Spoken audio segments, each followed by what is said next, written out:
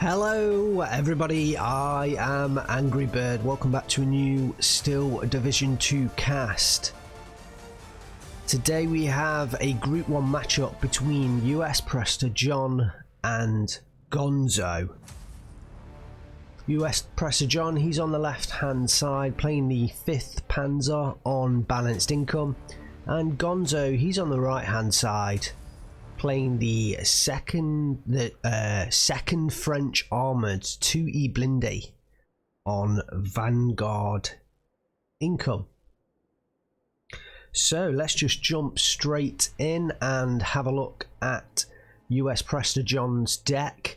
So he is playing balanced income, and we can see a card of Tiger E's and Panther G's in C phase, as well as 2 cards of Panzergrens, although they are the Panzergrens with the Panzerfaust version, so only 18 men apiece or squads apiece on that card, but also a Panzergren Führer card in C phase. It's not often you see the Führers, the leader cards, being taken in C phase, and actually no leaders prior to that. So no leaders on US Prestor John's deck prior to C phase. Very odd. I mean, I would have thought it'd be better to have your leader on your A phase area rather than that C phase card, but Prestor John is a much better player than I am. What are we going to see early? Well, we do have 2 Tigers and in A phase, and then 4 Tigers in B phase, so I guess the Tigers are going to be the big threats for Gonzo early on, especially as the French will struggle unless they're at very close range to take out those Tigers. I suppose they do have the AT guns. That'll be Gonzo's best bet, I would think. Wow, 2 cards of supply in B and C phase. Lots of mortar trucks, lots of mortar half tracks, so I think I can see them being used fairly often. That's must be what the supply is there for, but yeah, I feel like maybe only 1 B phase card of supply. This is going to be interesting to see how Prestor John plays this deck. He does have the pack 40s, which will do a great job of killing Gonzo's units. Let's have a look at Gonzo's units now. There's a lot on the board, so we might not have too much time left. He has the M3 A3 Sparhees in A phase. He has 1 card of Voltigeurs and 1 card of Sappers, so not too much inventory in A. 1 card of M8s for that M8 spam, and then what have we got? 6 Shermans total, so yeah, not too many tanks either. He obviously has the Flamers in there. He has a card of Mitre 50 cows.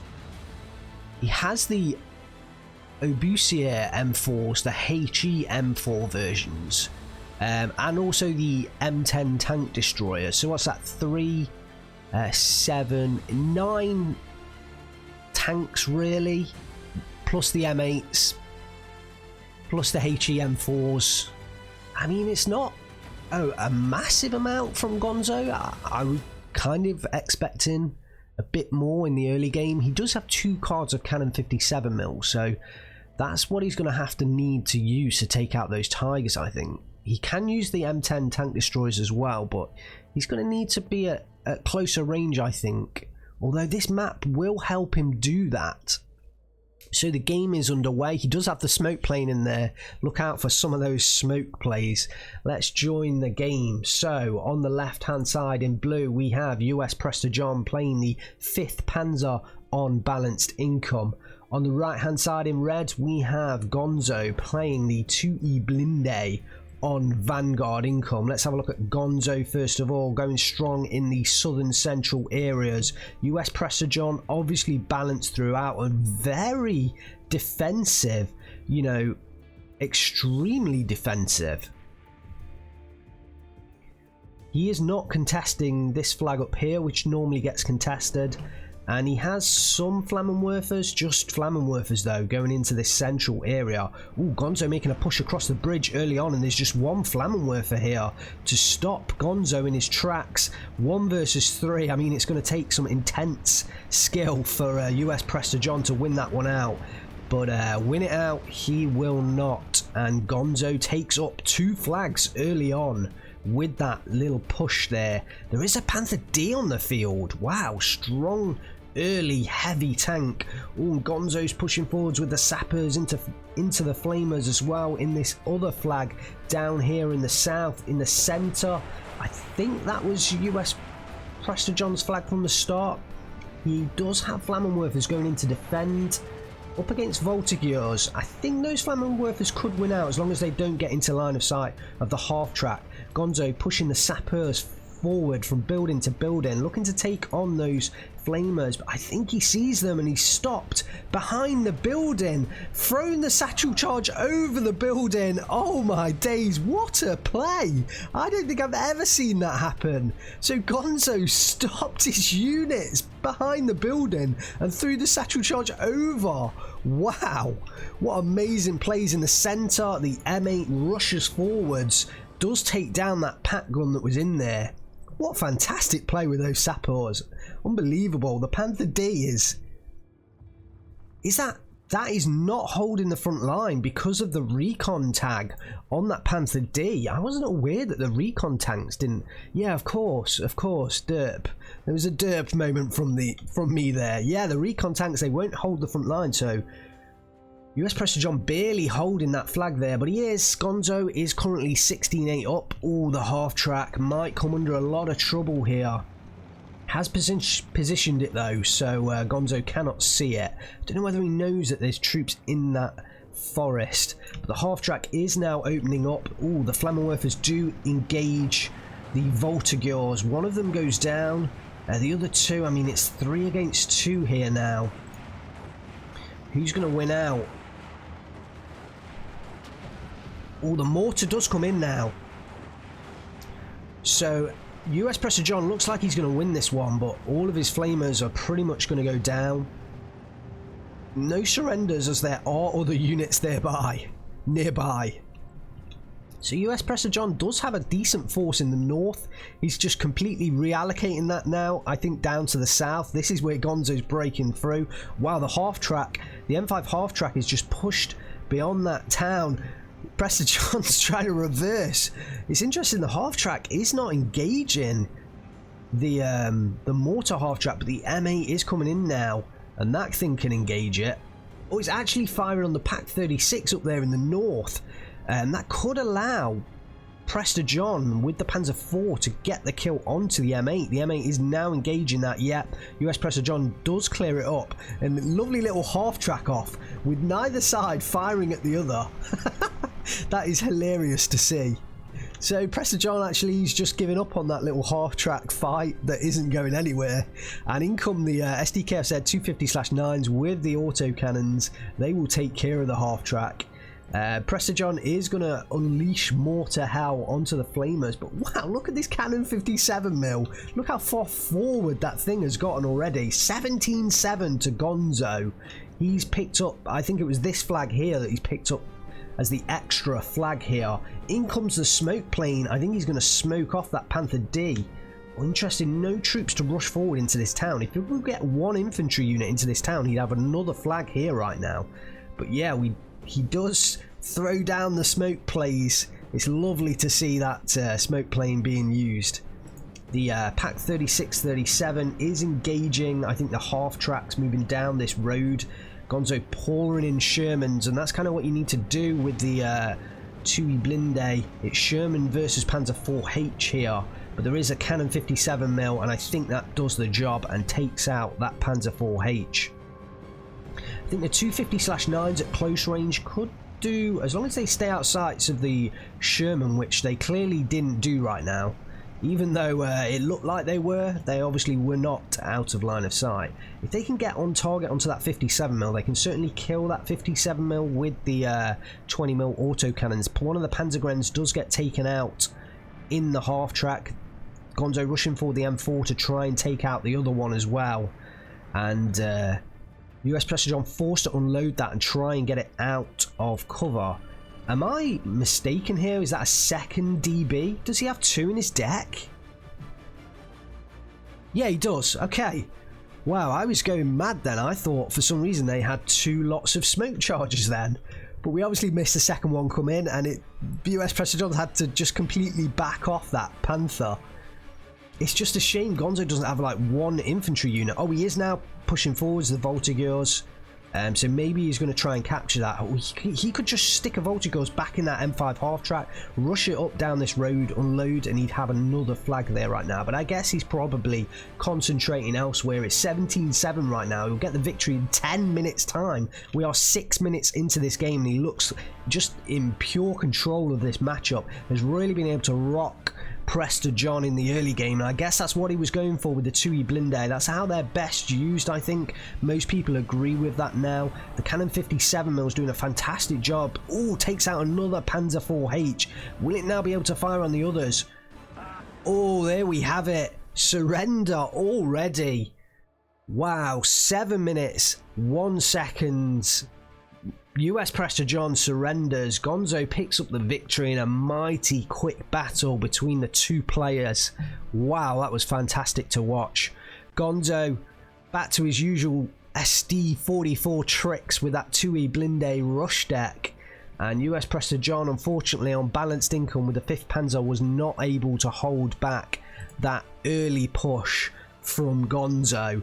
I mean, he did have a little bit more time left on the clock, but Gonzo was going to just pour in Shermans and Voltigeurs and Cannon 57s, just pouring them in. And I think it would have been very difficult for US Prestor John to hold that match back. Maybe he got caught a little bit by surprise in the early game. I think he lost out a couple of key positions with those Flammenwerfers early on. I mean, the Panther D on the bottom road, I guess it held up the push into the far town, but it was a very expensive unit to do that. Maybe his early allocation of funds, you know, could have been used in other ways, possibly. Was it a deck choice issue? I'm not sure, but wow. What a quick game that one was. Oh, and wow, my favourite moment of that game, definitely the Sappers throwing the satchel charge over the top of the building. Just fantastic micro to stop short. US Prestor John couldn't use the Flammenwerfer because it couldn't fire. It had no line of sight. But the Sappers just threw that satchel charge over the top of the building. I mean, that's amazing. Absolutely amazing. I mean, maybe we'll have to have another look at that. What a fantastic play. Let's have a look at the kills for Gonzo. Voltigeurs early do take out those Flammenwerfers, those 3 Flammenwerfers. Big loss. And those Flammenwerfers early just were not able to hold the ground for US Prestor John. I mean, fair enough, they captured ground or they got into position, but they just could not hold the ground. And I think it all started on that southern side with that initial sort of rush over the bridge. There was just 1 Flammenwerfer controlling that area, and Gonzo was able to rush his 3 flamers in. I'm guessing it was this one here that took out one of them, and he got control of that area very early on. I'm guessing US Prestor John was kind of relying on the fact that there was a Flammenwerfer there to hold the front line, and kind of relying on Gonzo not initially pushing that position, hoping that he would be able to get reinforcements in on the next couple of ticks. But yeah, it wasn't to be. Gonzo rushed forward, took the position, and from then on it was just complete and utter chaos. Wow.